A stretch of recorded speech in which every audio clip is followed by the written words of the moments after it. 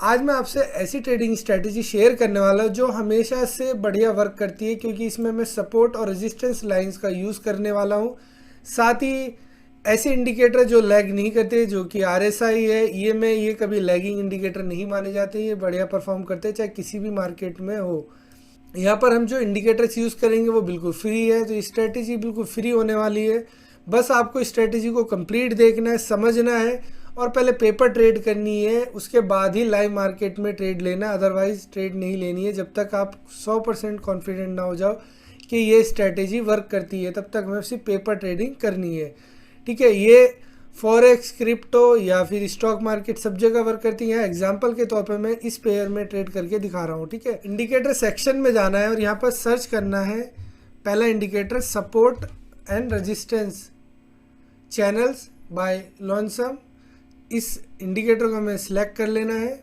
ठीक है, दूसरा इंडिकेटर हम यहाँ पर आरएसआई यूज़ करेंगे, यानी कि रिलेटिव स्ट्रेंथ इंडेक्स। ठीक है, दोनों इंडिकेटर हमने यहाँ पे सिलेक्ट कर लिया। अब इनकी कुछ सेटिंग्स कर लेते हैं। स्टाइल में जाना है और प्लॉट लाइन दिख रही है, इसको हमें क्या करना है, यहाँ पर थोड़ा डार्क कलर ले लेंगे। इसके अलावा ये लेबल्स को ऑफ कर लेंगे।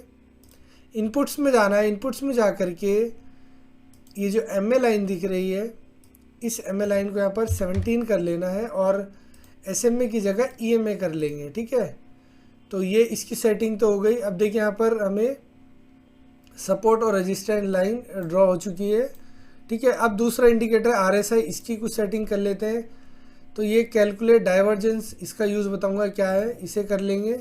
ठीक है, स्टाइल में आएंगे। स्टाइल में आकर के इस आरएसआई बेस्ड एमए को ऑफ कर लेंगे। इसको यहाँ पर कलर थोड़ा डार्क कर लेंगे। ठीक है, इसके अलावा आरएसआई अपर बैंड, इसका कलर हम यहाँ पर रेड कर लेंगे और इसका यहाँ पे ग्रीन कर लेंगे। ठीक है, और बीच वाला जो कलर है इसको हम ब्लैक कर लेते हैं। अभी कौन सी लाइन है वो मैं भी दिखा देता हूँ। इन लेबल्स को ऑफ कर लेंगे। ठीक है, ओके। अभी हमारा सेटअप पूरी तरह रेडी हो चुका है। अब बारी है ट्रेडिंग स्ट्रेटेजी को जानने की। ठीक है, अब ये पहले आरएसआई में देख लेते हैं। आरएसआई में आपको यहाँ पर लाइंस दिख रही होंगी, एक रेड लाइन है, एक ये ब्लैक हो गई, एक ग्रीन हो गई। आपको पता होगा आरएसआई की जो ऊपर की लाइन है ये ओवर सोल्ड की लाइन होती है, बीच की मिडिल लाइन हो गई और ये जो ग्रीन लाइन जिसको हमने किया है ये ओवर सोल्ड की लाइन है।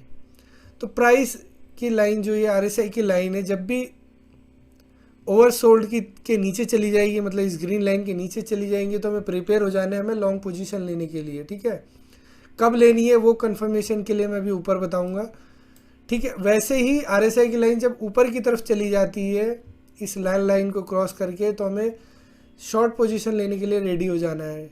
ठीक है, अब आप देख रहे होंगे यहाँ पर एक ये एक्स्ट्रा चीज़ देखने को मिल रही है आरएसआई में, ये जो बियर लिख के आ रहा है, तो इसका क्या यूज़ है और बुल का क्या यूज़ है, तो वो भी मैं बताऊंगा। तो ठीक है, यहाँ से अब शुरू करते हैं। प्राइस देखिए नीचे की तरफ आ रहा है। ठीक है, अब कुछ चीज़ आप नोटिस करोगे कि प्राइस तो नीचे की तरफ आ रहा है। ठीक है, यहाँ से यहाँ तक नीचे आ गया, लेकिन आरएसआई की लाइन ऊपर की तरफ जा रही है। अब इसका क्या मतलब हुआ, यानी कि ये एक दोनों में मिसमैच हो रहा है। तो इसका क्या मतलब होता है, इसे कहते हैं डाइवर्जेंस। और डाइवर्जेंस जब भी बनते हैं तो हायर चांस होते हैं कि मार्केट वहाँ से रिवर्सल हो जाए। कब होगी वो भी हम देख लेते हैं। ठीक है, ये हमें सिग्नल मिल गया कि यहाँ से मार्केट रिवर्सल होगी, तो हमें एक ट्रेंड लाइन ड्रॉ कर लेनी है और हमें वेट करना है। तो अब जैसे कि एक सपोर्ट लाइन है, हमें क्या करना है, कैंडल्स को इस सपोर्ट लाइन के ऊपर जाने का वेट करना है। ठीक है, प्राइस इससे ऊपर निकल गया। अब हमें ईएमए लाइन को देखना है। ईएमए लाइन, ये जो ब्लू लाइन है, जब भी कैंडल्स के नीचे की साइड आ जाएगी, मतलब क्रॉस करके नीचे की साइड आ चुकी है और एक ग्रीन कैंडल ने इसके ऊपर पोजीशन लेनी है, तो हमें यहाँ से लॉन्ग पोजीशन के लिए बेस्ट चॉइस हो जाएगा। ठीक है, हमें लॉन्ग पोजीशन लेनी है, 1:1.5 का रेशियो रखना है और इजीली टारगेट यहाँ पर अचीव हो जाएगा। स्टॉप लॉस हमें लोअर लो पे रख लेंगे तो भी हमारे यहाँ पर टारगेट इजीली अचीव हो जाता है। ठीक है, उसी तरीके से जब भी हमें शॉर्ट पोजीशन लेनी है तो हमें देखना है कि प्राइस सपोर्ट लाइन के ऊपर और ये रेजिस्टेंस लाइन के नीचे होना चाहिए। जैसे कि रेजिस्टेंस लाइन है, इसके नीचे है कैंडल्स। ठीक है, ईएमए लाइन कैंडल्स के ऊपर की तरफ होनी चाहिए। जैसे कि यहाँ देखिए ऊपर की तरफ निकल गई है और रेड कैंडल्स ने इसको क्रॉस कर दिया है। तो ये हमारे लिए बेस्ट टाइम है शॉर्ट पोजीशन लेने का। शॉर्ट पोजीशन लेंगे, रिस्क रिवॉर्ड वही रखना है हमें, जो हायर हाई कैंडल है उस पर हम यहाँ पर स्टॉप लॉस रखेंगे और 1:1.5 का रेशियो रखेंगे और हमारा टारगेट ईजिली यहाँ पर कवर हो जाता है। इसी तरीके से देख सकते हो यहाँ पर जो भी टारगेट लिए हमने वो ईजिली कवर हो जा रहे हैं। और एक चीज़ ध्यान रखनी, जब भी RSI ऊपर की तरफ हो तो हमें जल्दी नहीं करनी है, RSI की लाइन को थोड़ा नीचे आने देना है इस रेड लाइन के, तभी हम शॉर्ट पोजीशन लेंगे।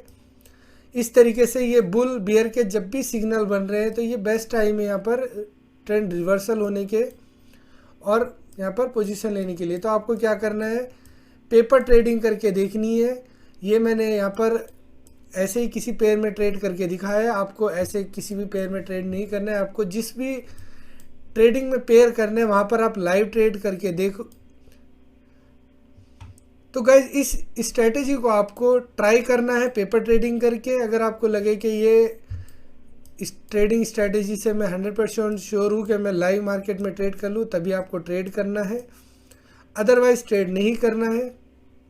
और इन डाइवर्जेंस का खास करके ध्यान रखना है, जब भी ये डाइवर्जेंस बनते हैं तो ये बेस्ट अपॉर्चुनिटी देते हैं हमें ट्रेड लेने के लिए। जैसे कि यहाँ शॉर्ट पोजीशन में देख सकते हो प्राइस ऊपर की तरफ जा रहा है, लेकिन अब देखोगे यहाँ पर डाइवर्जेंस होने की वजह से RSI की लाइन नीचे की तरफ आ रही है, तो ये भी एक शॉर्ट पोजीशन लेने के लिए बेस्ट टाइम होता है।